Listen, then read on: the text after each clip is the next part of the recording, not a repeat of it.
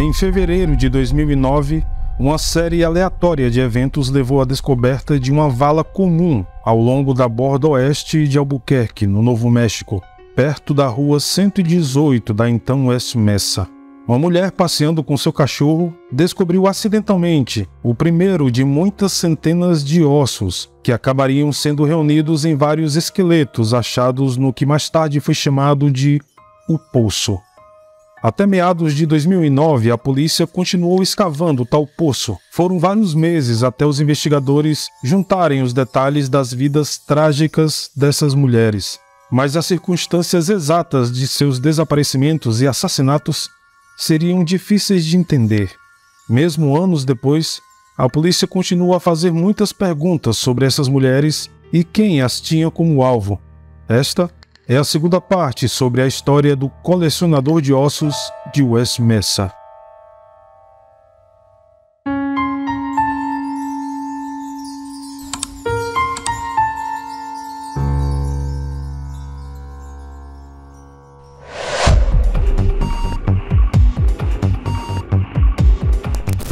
Ida Lopes cresceu na região de Albuquerque, no Novo México, e foi inspirada por seu avô desde cedo a se tornar uma policial. Ela frequentou a faculdade e depois se matriculou na academia de polícia na esperança de tornar o mundo um lugar melhor. Pouco tempo depois, ela começou a trabalhar para o Departamento de Polícia de Albuquerque como policial uniformizada e, no decorrer de uma longa e histórica carreira, se tornaria detetive.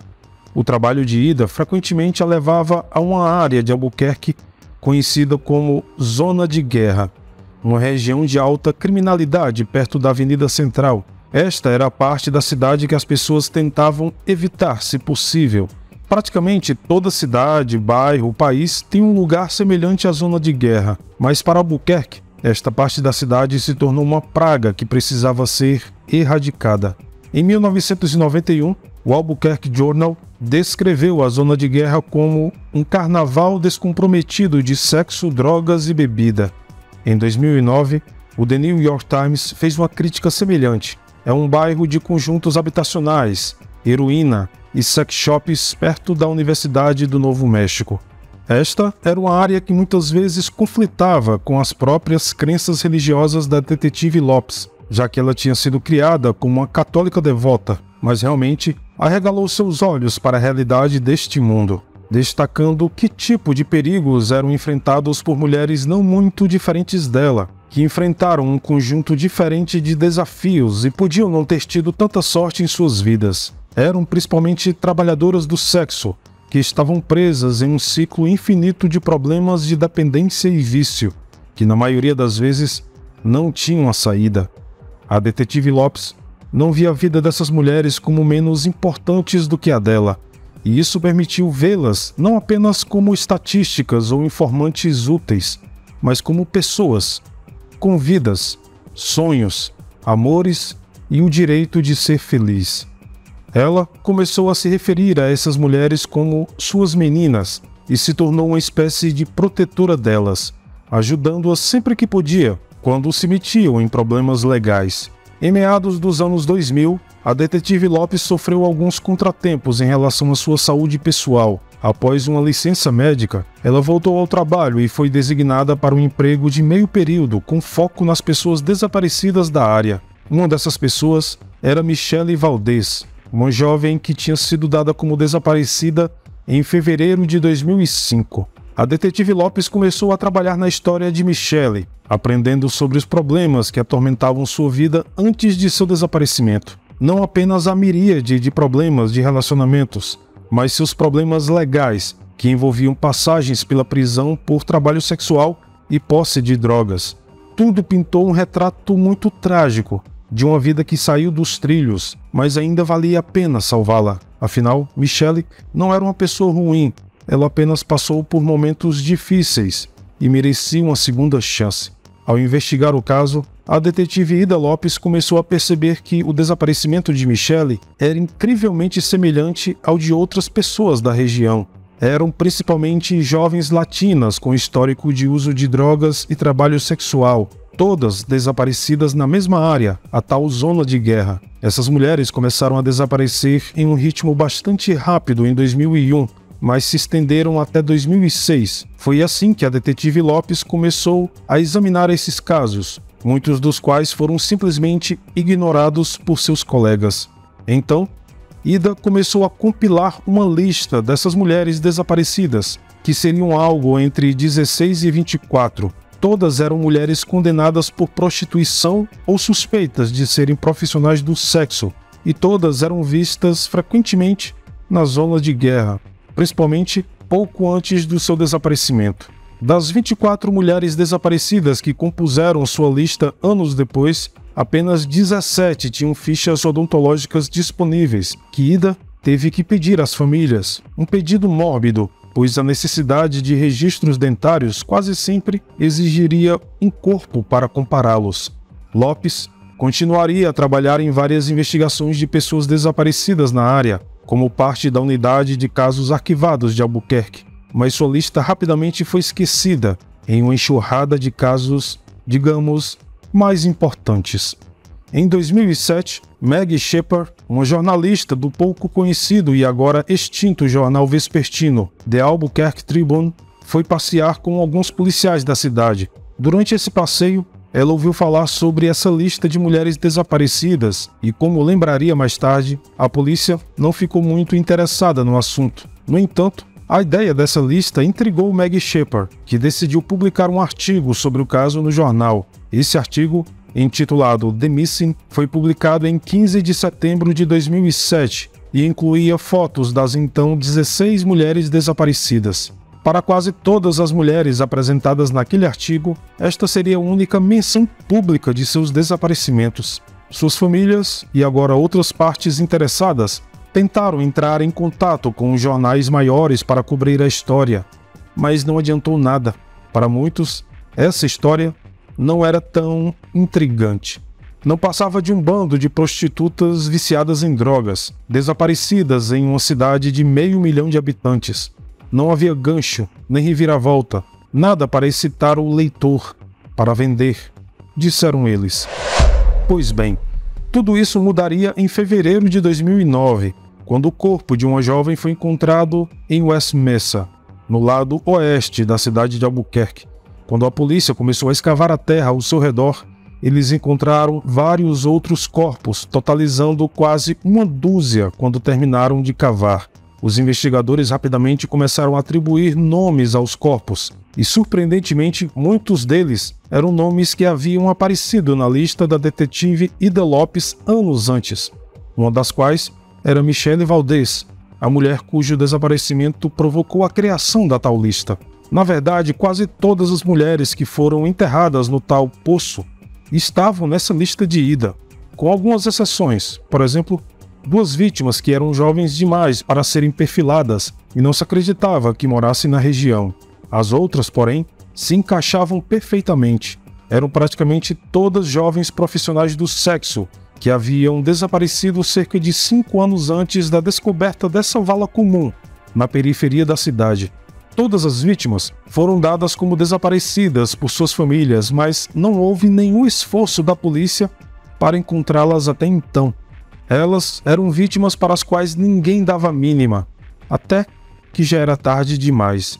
A lista que Ida Lopes passou muito tempo construindo ajudaria o restante da investigação, mas todas as vítimas teriam algum vínculo com a parte da cidade conhecida por seu trabalho sexual desenfreado, atividade de gangues e uso de drogas. A região, outrora chamada de Zona de Guerra, agora foi rebatizada com o nome de Distrito Internacional.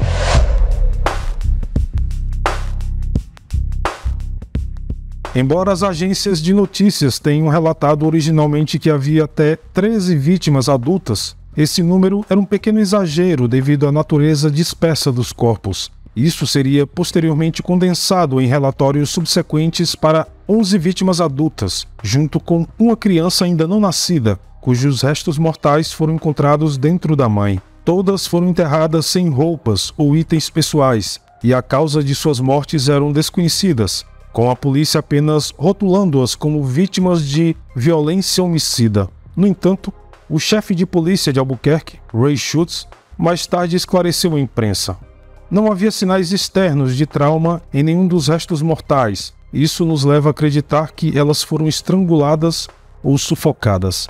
A descoberta desses 11 cadáveres levou a uma extensa escavação no que foi considerada a maior cena de crime da história de Albuquerque, talvez uma das maiores cenas de crime da história do Novo México. Essa escavação exigiria equipes inteiras de investigadores trabalhando 24 horas por dia durante cerca de 2 meses e meio, enquanto cavavam aproximadamente 100 acres de terra.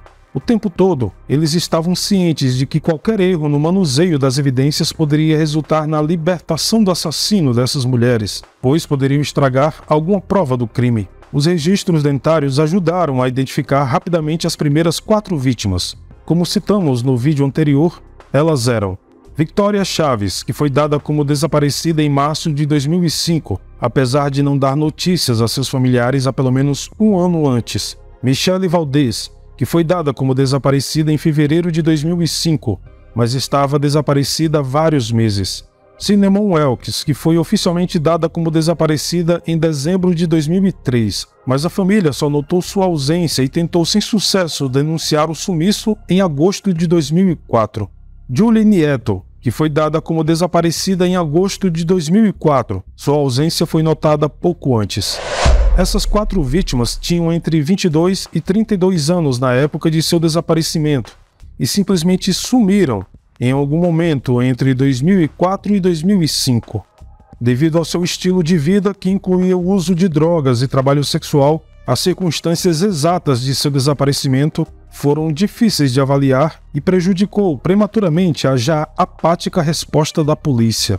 Os investigadores acreditavam que as outras 7 mulheres ainda não identificadas compartilhariam de atributos semelhantes. Todas provavelmente eram mulheres jovens, a maioria de herança latina, que estiveram envolvidas em trabalho sexual e uso de drogas e que provavelmente frequentavam a mesma área da cidade, como dito, a zona de guerra. Então, os detetives começaram a examinar casos antigos de pessoas desaparecidas da década anterior, na esperança de encontrar algum tipo de conexão que pudessem fazer com as vítimas atuais. Nessa busca, a polícia acabou encontrando a lista criada pela detetive Ida Lopes anos antes, cujas origens estavam ligadas ao desaparecimento da agora identificada Michelle Valdez. Sua identificação quase confirmou a suposição original da detetive Lopes de que alguém tinha como alvo essas mulheres prioritariamente, e elas não foram só vítimas de consequências do abuso de substâncias ou tráfico sexual, mas, sim, um assassino em série que tentou se livrar de seus restos mortais na outrora desolada West Mesa. Todas as 4 mulheres identificadas figuravam na lista da detetive Lopes, além de pelo menos outras 10. A essa altura, era quase uma garantia que muitos dos corpos encontrados em West Mesa estariam ligados aos casos de pessoas desaparecidas que a detetive Lopes havia compilado anos antes. E essa lista continuaria a ajudar o restante da investigação. Ao longo do mês de março, familiares que agora tinham que lamentar a perda oficial das mulheres desaparecidas em suas vidas começaram a falar com a imprensa. Para muitos, foi a primeira vez, já que as histórias de seus entes queridos foram praticamente ignoradas pela imprensa por anos. Mas esta foi, finalmente, a chance de espalhar a história de suas filhas, irmãs, primas e, para alguns, suas mães, para um público que finalmente parecia se importar. Enquanto alguns aproveitavam a oportunidade, outros se recusaram, percebendo que os jornais e outras partes interessadas só queriam cobrir esta história apenas pela tragédia em si. A verdadeira história, a história sobre como essas mulheres caíram nessa situação e como a própria cidade as ignorou até que fosse tarde demais, essa história não seria ouvida.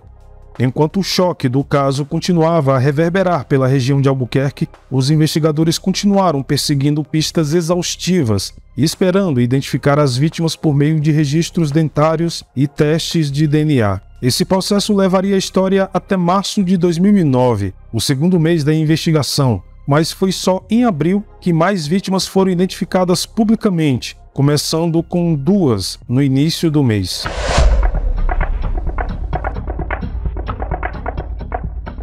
Verônica Romero nasceu em 19 de junho de 1976 e tinha cerca de 28 anos na época de seu desaparecimento. Mas antes de se tornar vítima desse assassino desconhecido, ela era filha única, sem irmãos com quem compartilhar sua infância, mas tinha uma grande família, bem como um grupo muito unido de amigos que a consideravam suas irmãs e irmãos. Verônica acabaria tendo 5 filhos que um dia seriam deixados para viver sem a orientação ou parentesco de sua mãe biológica.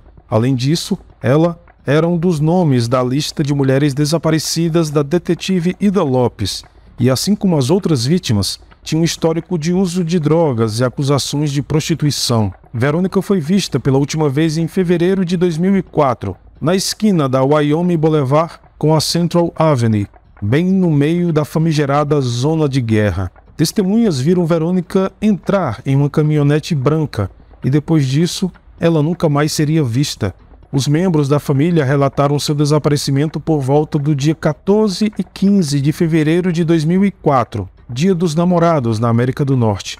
Após a apresentação deste relatório, os entes queridos de Verônica se aventuraram continuamente na zona de guerra em um esforço para procurar por ela, e eles chegaram a distribuir panfletos de pessoa desaparecida por toda a região, na esperança de conscientizar ou receber algum tipo de informação. Mais tarde, depois que os corpos das 11 mulheres assassinadas foram encontradas em West Mesa, esses mesmos amigos e familiares expressaram seu descontentamento com a inatividade da polícia no caso, acreditando que eles não fizeram o suficiente para ajudar a encontrar Verônica. Uma de suas primas, Desiree Gonzalez, disse ao jornal The New York Times em 2009: "Eles não fizeram nada por todos esses anos e agora querem que a gente acredite que se importam. Na verdade, eles estão mais preocupados com a sua própria reputação, por isso o interesse em resolver este caso." A família de Verônica temia que seu nome fosse incluído nas vítimas de West Mesa. Infelizmente para a família da moça, Verônica Romero foi a 7ª vítima encontrada em West Mesa e a 5ª a ser identificada publicamente. Como as outras mulheres, ela estava enterrada há muito tempo para que o legista ou os investigadores forenses soubessem muito sobre sua morte, mas eles esperavam que sua história pudesse fornecer alguma evidência esclarecedora. A identificação de Verônica foi anunciada ao mundo no dia 2 de abril de 2009, 2 meses após o primeiro corpo ser encontrado. Mas naquele mesmo dia, a polícia anunciou que havia identificado outra vítima, cuja história antecedeu as demais em quase um ano.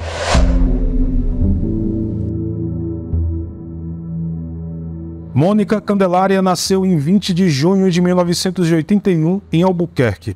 Ela era filha de Gabriel e Isabel Candelária e tinha apenas um irmão chamado Gabriel Jr., mas tinha uma grande família que lhe deu muito amor durante seus 21 anos de vida. Em tenra idade, Mônica deu à luz a um filho chamado Michael, a quem ela adorava, mas não estava por perto o suficiente para vê-lo crescer. Mônica acabou caindo em um mundo sombrio fora de seu controle e acredita-se que ela tinha ligações com algumas gangues locais que povoaram a área da zona de guerra. Ela recebeu uma única condenação por prostituição e foi apontada pela polícia da época por viver um estilo de vida de alto risco. E isso poderia envolver o uso e comércio ilegal de drogas. Mônica foi vista pela última vez em 11 de maio de 2003, no South Valley de Albuquerque, na esquina da Bristol Drive com a Central Avenue. Ela foi dada como desaparecida à polícia quase 2 semanas depois, e desde o início sua história foi tratada pelos investigadores do departamento do xerife do condado de Bernalillo. Esses investigadores tentaram permanecer ativos em seu caso por cerca de 6 meses, e eventualmente documentaram os rumores relatados pelos entes queridos de Mônica, em particular, a mãe dela, Isabel Candelária, que disse à polícia que um homem que morava em seu bairro chamado Isaac havia perpetuado o boato de que Mônica tinha sido morta e enterrada em West Mesa. Como podemos ver, assustadoramente, esses rumores começaram a ser relatados já em 2003. No entanto, na época, parece que os funcionários do xerife do condado de Bernalillo foram incapazes de confirmar ou negar esses rumores, talvez devido ao imenso tamanho da região de West Mesa. E isso seria como encontrar uma agulha no palheiro. Ainda não se sabe se esse tal Isaac tinha alguma evidência incriminatória ou se ele estava apenas vomitando besteiras que acabaram se tornando em algum tipo de verdade mórbida. No entanto, mais tarde seria relatado que os entes queridos de Mônica começaram a procurar na área próxima onde seu corpo seria encontrado mais tarde. Junto com a polícia, eles vasculharam esta região, perto da rua 118, e finalmente descobriram uma mandíbula humana, mas não pertencia a Mônica. Isso levou a uma breve tentativa de escavação que, infelizmente, não conseguiu descobrir outros restos mortais ou mesmo algum osso, e a operação foi cancelada.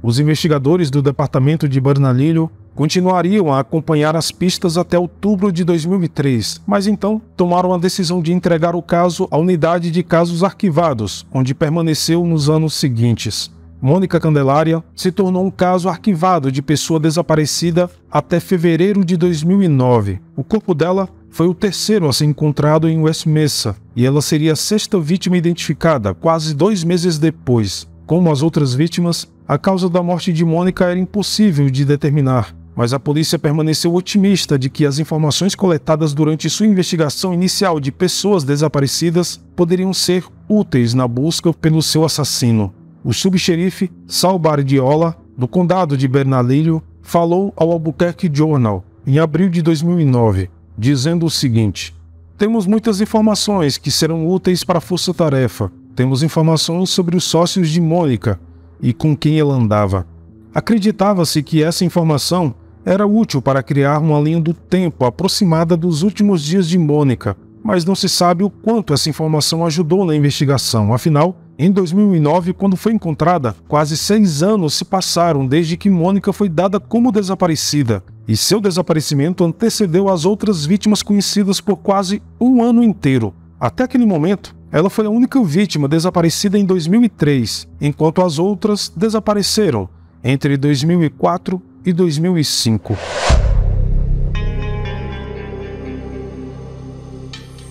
A polícia continuou tentando descobrir as identidades das 5 vítimas restantes, acreditando que todas eram mulheres que constavam na lista da detetive Ida Lopes. Esse palpite se mostraria correto quando a 7ª vítima foi identificada como uma mulher cuja história era incrivelmente semelhante às outras, mas com algumas exceções notáveis.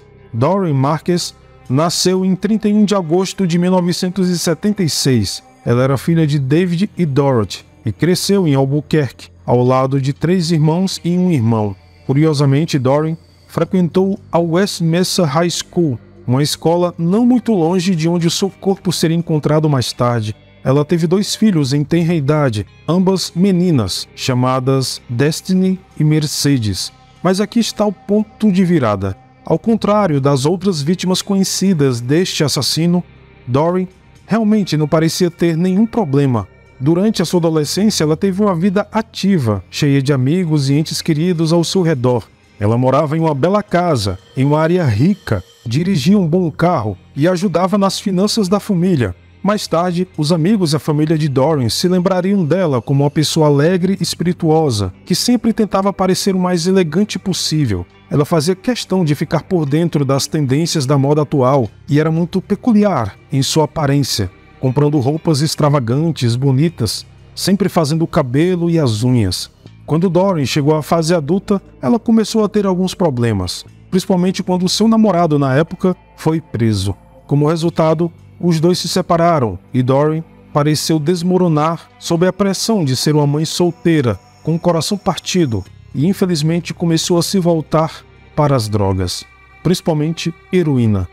Frederica Garcia, uma das amigas de Doreen, disse ao Albuquerque Journal anos depois: "Não era como se ela tivesse vivido esse estilo de vida dos 18 aos 27 anos. Não foi assim. Foi no último ano de sua vida, quando ela começou a ter problemas. Ela era uma mãe muito boa. Foi só quando Doreen estava com quase 20 anos que ela começou a usar drogas e, como resultado, acabou caindo no ventre escuro de Albuquerque, com o qual as outras vítimas deste caso já estavam familiarizadas. Então, embora ela nunca tenha sido acusada ou condenada por prostituição, ela foi presa por um tempo sob acusação de porte de drogas e a polícia na época acreditava que Doreen tinha algum envolvimento com a indústria do sexo, uma espécie de cafetina. Mas isso nunca foi provado. Enquanto passou um tempo na prisão local, Doreen acabou fazendo alguns tratamentos dentários. Isso criou registros dentários que seriam úteis anos depois, quando os investigadores começaram a tentar identificar as vítimas enterradas em West Mesa. Não se sabe quando, exatamente, ela desapareceu. Alguns entes queridos acreditam que foi em outubro de 2003, depois dela deixar uma de suas filhas em uma escola perto da Albuquerque University. Mas isso seria contestado por um amigo que se lembrou de tê-la visto meses depois, em 2004. Independentemente disso, neste momento Doreen estava no auge do vício e começou a desaparecer por meses a fio, apenas para reaparecer do nada meses depois. Ela frequentemente deixava suas filhas sob a custódia de seu próprio pai ou de outros familiares e, como resultado, não foi dada como desaparecida até dezembro de 2004, quando ela teria 28 anos de idade. Com a data de seu desaparecimento sendo contestada por amigos e familiares, acredita-se que ela desapareceu em algum momento entre 2003 e 2004, e assim permaneceria até abril de 2009, quando seus familiares foram contatados por policiais que identificaram seu corpo como sendo a 7ª vítima conhecida do West Mesa.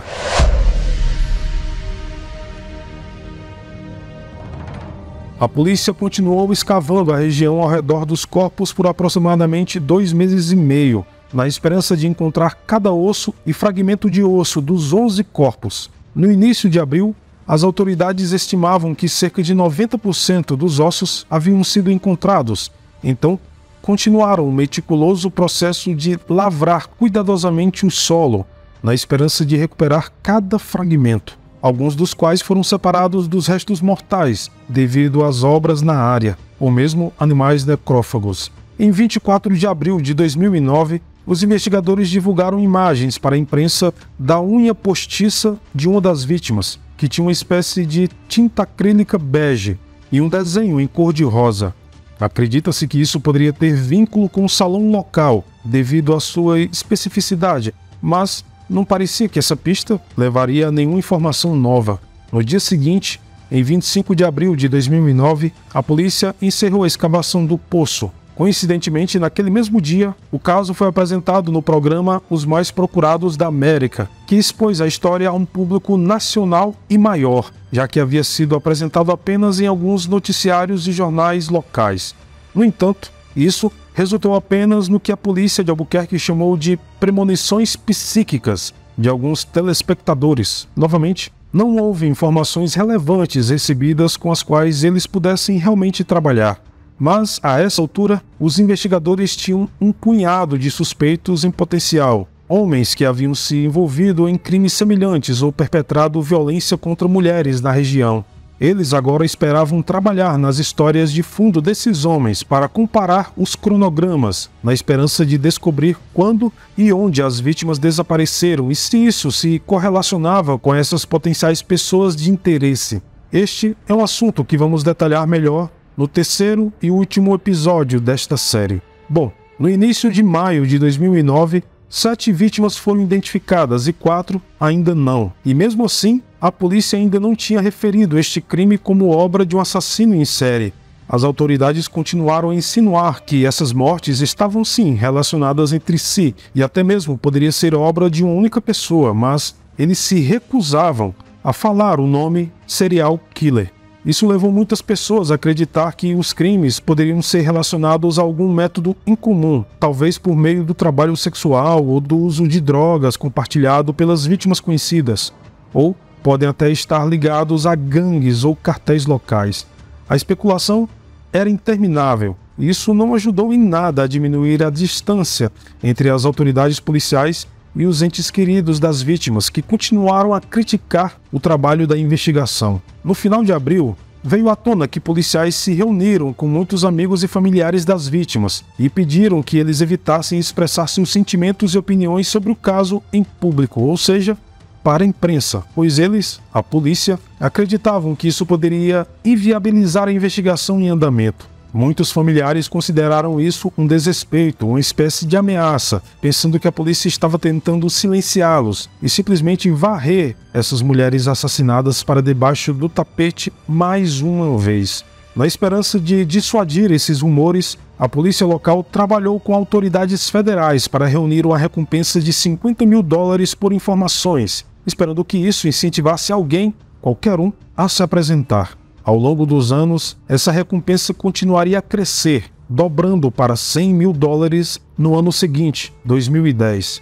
A polícia continuou a investigação e esperava que a identificação das 4 vítimas restantes ajudasse a encontrar uma ligação mais definitiva com o suspeito. A polícia de Albuquerque solicitou assistência do FBI desde o início, quando descobriram os corpos. E o chefe da polícia de Albuquerque, Ray Schutz, contou à imprensa o que exatamente seus perfis criminais haviam compilado desde o início. Os criadores de perfil nos disseram que este caso tem algumas características únicas, portanto, realmente não há outros casos para compará-lo, não há modelo. Isso inclui tudo, desde o esforço massivo de recuperação dos restos mortais até a fase 2, a fase investigativa, que é onde estamos agora. No verão de 2009, o FBI começou a cooperar totalmente com a investigação e passou a assumir um papel mais supervisor no futuro. Eles trabalharam com a força-tarefa reunida de cerca de 40 policiais, conduzindo um número incontável de entrevistas, não apenas em Albuquerque, mas no resto do estado e nos estados vizinhos do Arizona e Texas. Eles até fizeram pesquisas em outras áreas do país, ou seja, Wisconsin, onde um assassino baseado em Milwaukee, conhecido como Northside Strangler, matou profissionais do sexo por mais de 2 décadas. Esse assassino acabaria sendo identificado como Walter Ellis, mas ninguém acredita que ele tenha tido qualquer envolvimento nos eventos ocorridos em West Mesa. Trabalhando com o FBI, essa força-tarefa compilou todas as informações em um banco de dados funcional, que eles esperavam que os ajudasse a compartilhar e disseminar as informações obtidas por meio de investigações separadas com facilidade. Também permitiria que departamentos separados compartilhassem informações sem pular os obstáculos típicos da burocracia policial. Meses continuariam a se passar sem que nenhuma informação real fosse repassada aos meios de comunicação, levando à crença generalizada de que os investigadores haviam chegado em um beco sem saída. A polícia admitiu ter recebido centenas, se não milhares de dicas durante esse período de tempo, mas elas vieram principalmente de prisioneiros que queriam clemência em troca de suas informações, ou pessoas famintas por dinheiro, esperando que seu palpite pudesse lhes render um fundo de recompensa considerável. Nada disso, porém, parecia ser uma informação real e relevante sobre a qual os investigadores pudessem agir. Apesar de a polícia cumprir mais de 12 de mandados de prisão contra vários potenciais suspeitos durante o verão de 2009, eles não conseguiram descobrir nada definitivo sobre as vítimas ou como elas encontraram seu fim. Nesse mesmo intervalo de tempo, as vítimas identificadas foram finalmente sepultadas em cemitérios públicos e privados, com a presença de familiares e amigos. Mas os nomes das vítimas não identificadas continuaram a iludir os investigadores, incluindo uma vítima, uma menina negra não identificada que era substancialmente menos madura do que as outras vítimas, que pareciam não ser mais velhas que um adolescente. Ela tinha sido a vítima com as unhas incomuns que a polícia mostrou à imprensa em abril, mas acredita-se que ela não era de Albuquerque. Os investigadores especularam que esta vítima seria uma profissional do sexo de fora da região, que tinha sido atraída para o Novo México para trabalhar, ou algum outro motivo desconhecido. Com base em seus restos mortais, a polícia determinou que ela era uma jovem afro-americana que tinha um desenho único de pinturas de unha no momento de sua morte. Ela também quebrou o nariz em algum momento de seu passado e uma vez recebeu um corte profundo em uma das pernas. Era até possível que ela tivesse sido esfaqueada, mas não foi um ferimento fatal nem foi relacionado ao seu assassinato. Somente em novembro de 2009, mais de 9 meses após a descoberta dos corpos em West Mesa, que a polícia finalmente identificou esta jovem vítima de fora do estado.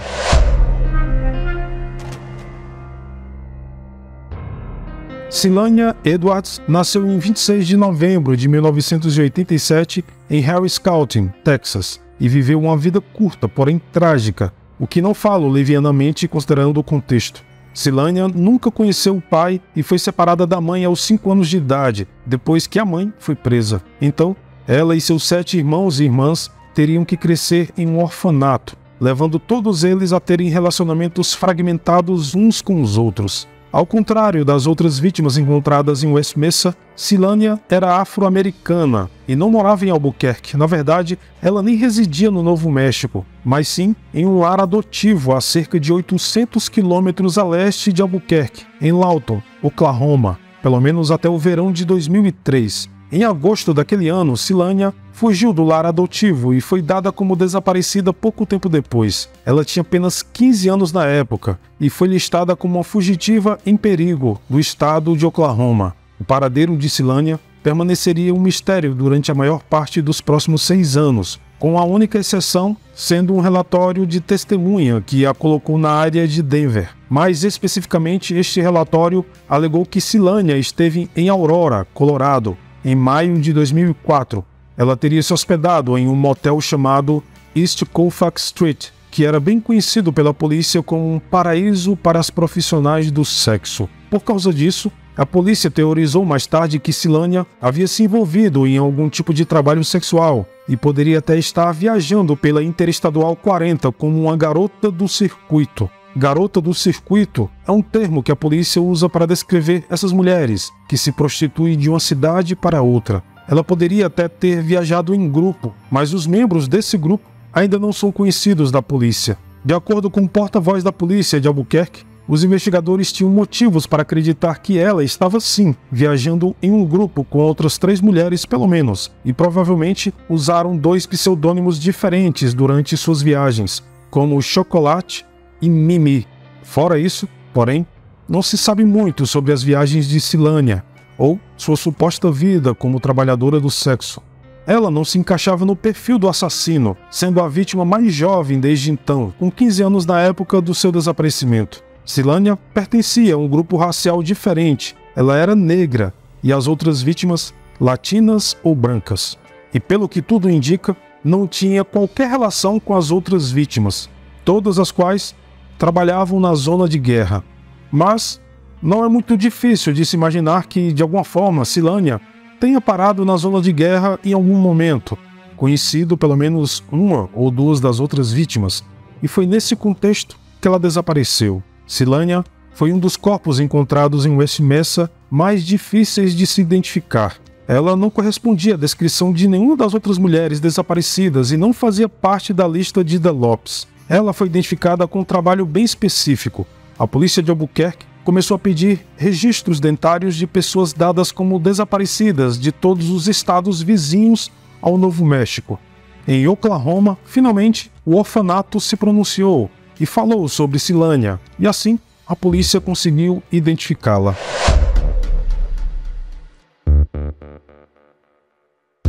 Virginia Cloven nasceu em 7 de agosto de 1981 e cresceu em Los Chaves, uma pequena cidade na periferia sul de Albuquerque.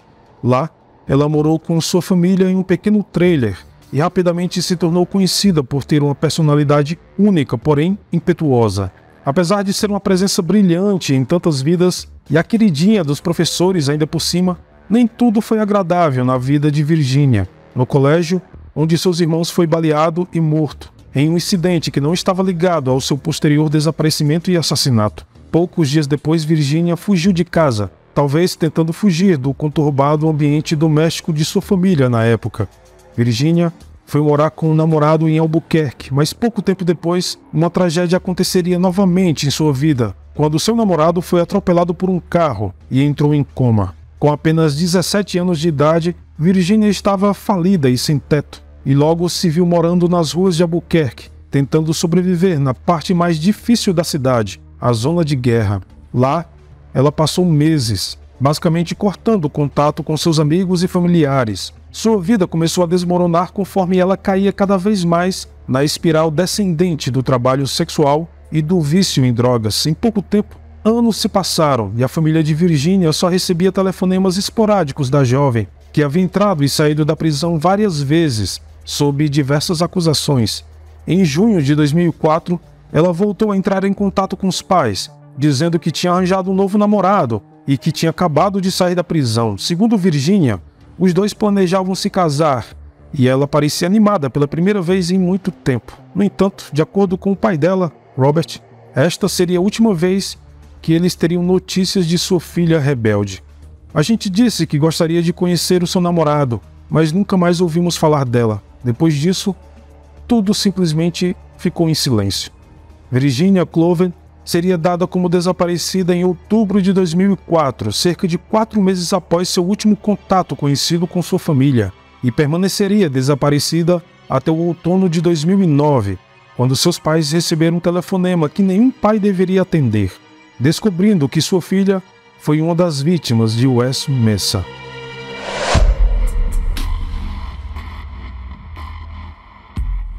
Evelyn Salazar nasceu em novembro de 1978 e foi a segunda dessas duas vítimas a ser identificada em novembro de 2009. Como muitas outras, sua história confundiu a polícia por algum tempo, mas as circunstâncias de seu desaparecimento causaram mais uma reviravolta na investigação. Na época em que sumiu, Evelyn era mãe de 2 meninas, Mariah e Angel, e era conhecida por seus amigos e familiares por ser uma boa cozinheira, uma mãe carinhosa e alguém que gostava de andar ao ar livre. Infelizmente, porém, ela também tinha um histórico de trabalho sexual e uso de drogas, mas seu desaparecimento apresentaria uma diferença notável em relação às outras vítimas desse assassino desconhecido. Ela não estava sozinha. Em março de 2004, Evelyn, de 25 anos, deixou uma reunião de família com sua prima de 15 anos, Jamie Barella. As duas se dirigiram a um parque perto de San Mateo e Gibson Boulevard, perto do Aeroporto Internacional de Albuquerque, o que colocaria as duas bem no limite do Distrito Internacional, ou seja, a zona de guerra. Não se sabe se Evelyn ou Jamie chegaram ao destino, mas sabemos que elas nunca voltaram para casa, nem mesmo Jamie, uma jovem de 15 anos sem histórico de drogas ou trabalho sexual. Jamie Barella nasceu em setembro de 1988 e passou toda a sua vida em Albuquerque. Não se acreditava que ela tivesse qualquer envolvimento nas atividades ilícitas da prima, e segundo todos os relatos, era apenas um adolescente normal, que poderia estar no lugar errado e na hora errada. Na verdade, ela havia desaparecido apenas uma vez antes disso, e nesse caso, descobriu-se que ela estava com o pai, fugindo de casa para ficar com ele, pois era separado de sua mãe. Em março de 2004, Jamie foi ao parque com sua prima mais velha e nunca mais voltou. Não se sabia se ela havia desaparecido voluntariamente, mas sua família não acreditava, afinal, ela saiu sem nenhum de seus itens pessoais e deixou um modelador de cabelo em casa, que planejavam usar mais tarde. Esperava-se que as primas voltassem para casa em cerca de 1 hora, mas nunca mais foram vistas. A família delas denunciou os desaparecimentos em 3 de abril de 2004. Evelyn Salazar, a prima mais velha, acabou sendo adicionada à lista de mulheres desaparecidas da detetive Ida Lopes, a quem ela chamava de suas meninas. Quando surgiram as notícias de que os corpos de 11 mulheres foram encontrados em West Mesa, cerca de 5 anos depois, as famílias de Evelyn e Jamie falaram com os meios de comunicação locais, esperando contra todas as esperanças que elas não estivessem entre as mulheres assassinadas. No entanto, no ano seguinte, elas descobriram que ambas estavam sim entre as vítimas encontradas no poço. Evelyn foi identificada em novembro de 2009, praticamente ao mesmo tempo que Virginia Cloven, e Jamie só foi identificada em janeiro do ano seguinte, 2010. Finalmente, a polícia tinha identificado as 11 vítimas que, tragicamente, acabaram no mesmo lote de terra remexida. Demorou quase 1 ano inteiro, desde a descoberta do primeiro osso, em fevereiro de 2009, até a identificação da última vítima, em janeiro de 2010. Mas a polícia finalmente entregou os nomes e as identidades de todas as 11 vítimas. Depois de vários anos perguntando o que havia acontecido, seus familiares e entes queridos agora tinham algum tipo de resolução, mas a questão principal permanecia: quem tinha assassinado todas essas jovens?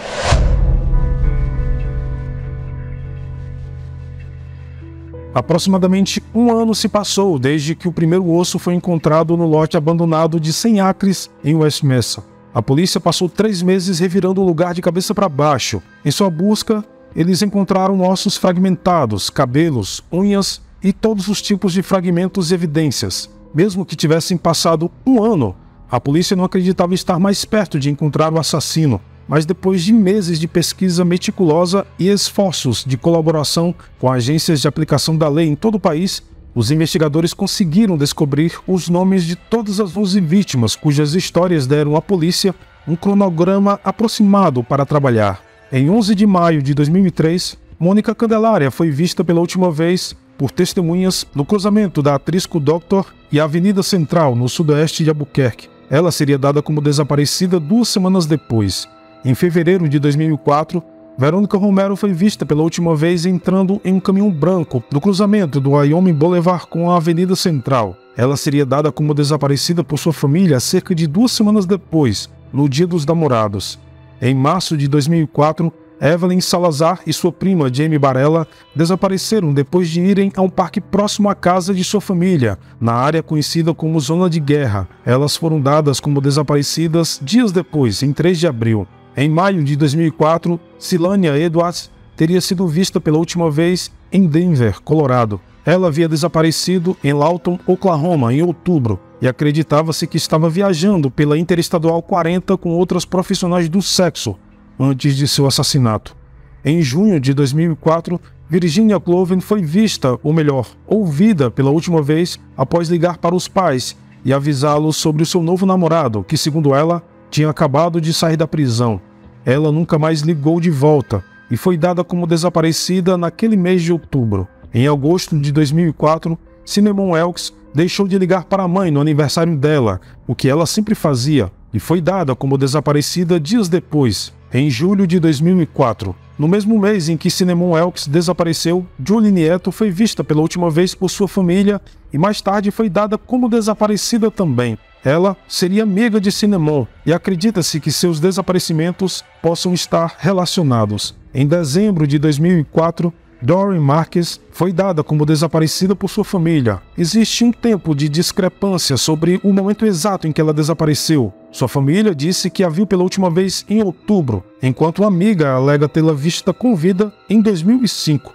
Em fevereiro de 2005, Michelle Valdez foi dada como desaparecida por sua família. Ela sumiu por um tempo indeterminado. A descoberta de seus restos mortais revelaria que ela estava grávida de 4 meses no momento de sua morte. E finalmente, em março de 2005, Victoria Chaves seria dada como desaparecida por sua família. Ela não era vista há mais de 1 ano, desde o final de 2003 ou início de 2004. Então as circunstâncias de seu assassinato são desconhecidas.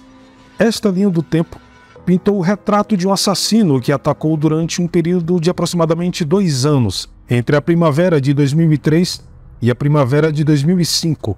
Quem quer que fosse, ele tinha como alvo principal trabalhadoras do sexo com origens latinas e histórico de uso de drogas, mas ele também atacou vítimas brancas e negras, a maioria das quais eram conhecidas trabalhadoras do sexo e que frequentaram pelo menos uma vez na vida a tal zona de guerra. Além disso, esse assassino também parecia preferir mulheres mais jovens, com a idade de suas vítimas variando entre 15 e 32 anos. Todas as vítimas foram enterradas no mesmo terreno em West Mesa, em um estranho círculo. A polícia acredita que foi apenas uma coincidência, mas todas foram enterradas sem roupas ou itens pessoais, o que talvez tenha sido uma tentativa do assassino de tornar suas identidades mais difíceis de descobrir. Ou também era possível que ele ou eles, os assassinos, tivessem preferido guardar as roupas e pertences como uma espécie de lembrança ou troféu. Por fim, foi impossível determinar a causa da morte de todas as 11 mulheres, devido ao período de tempo em que foram enterradas, mas acreditava-se que cada uma delas havia sido sufocada ou estrangulada, devido à falta de qualquer outro dano aos restos mortais, por exemplo, marcas de bala ou facadas. Todas essas informações ajudaram a fornecer aos investigadores muitos caminhos possíveis para a investigação, mas a maioria desses caminhos, quando combinados, dificultavam qualquer resolução. Afinal, foi um período de aproximadamente 2 anos em que 11 mulheres foram mortas. Este era um assassino que parecia atacar indiscriminadamente, sem nenhum perfil real de vítima, além de uma vaga faixa etária e acessibilidade. Este era um assassino que poderia manter lembranças de suas vítimas guardadas, ou que simplesmente tinha os meios para destruir qualquer evidência que pudesse ser ligado a elas. E finalmente, este era um assassino que matava suas vítimas à mão, optando por não usar armas ou facas, o que tornava impossível determinar as circunstâncias de suas mortes. Tudo isso é o que os investigadores tiveram que trabalhar enquanto tentavam reduzir sua lista de suspeitos a um tamanho razoável, tentando determinar se esse criminoso em série era ou não responsável por outros crimes da região. Veja bem, a detetive Ida Lopes, que originalmente incluiu a maioria dessas vítimas em sua lista de mulheres desaparecidas, notou várias outras profissionais do sexo que desapareceram na mesma área ao mesmo tempo, mas cujos corpos nunca foram encontrados. Esse assassino simplesmente os enterrou em outra área ou terreno desolado, ou essas mortes não estavam conectadas a este crime. Este assassino tinha atacado novamente em outra região, talvez em outro país. Esta foi realmente a ação de um único assassino, ou ele poderia ter agido em grupo, com a suposta ligação com o tráfico sexual, de drogas ou gangues. Essas eram todas as perguntas que os investigadores tinham que fazer a si mesmos, enquanto procuravam no escuro, esperando encontrar uma resposta. Infelizmente, os meses começariam a se transformar em anos, e não faltariam suspeitos para investigar. Mas isso é um assunto para o próximo episódio. Tenha uma boa noite, o meu nome é Daniel, e este é o canal O Arquivista.